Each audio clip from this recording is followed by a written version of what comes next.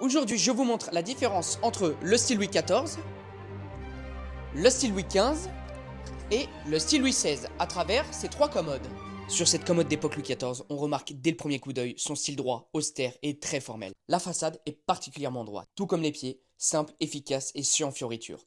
Le style Louis XIV porte bien son nom, comme son roi, synonyme d'un souverain qui faisait régner l'ordre.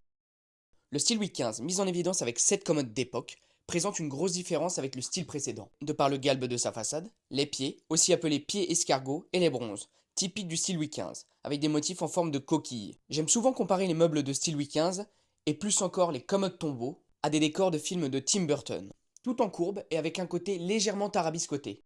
Et pour finir, cette commode Louis XVI nous fait complètement changer d'univers. On entre dans quelque chose de fin, élégant et raffiné.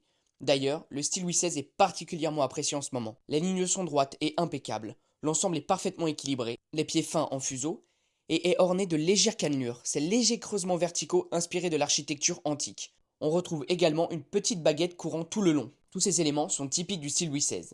J'ai volontairement choisi ces trois commodes, dans le pur style de ces trois époques, simple et sobre, entièrement en bois naturel, sans marqueterie, sans marbre et avec peu de bronze. Ce sont des meubles que l'on peut facilement trouver aussi bien chez des antiquaires, comme dans mon magasin, que chez des particuliers. Ce ne sont pas nécessairement des pièces de musée, mais plutôt des meubles destinés à la bourgeoisie ou à la petite noblesse. Ces trois commodes datent bien sûr du XVIIIe siècle.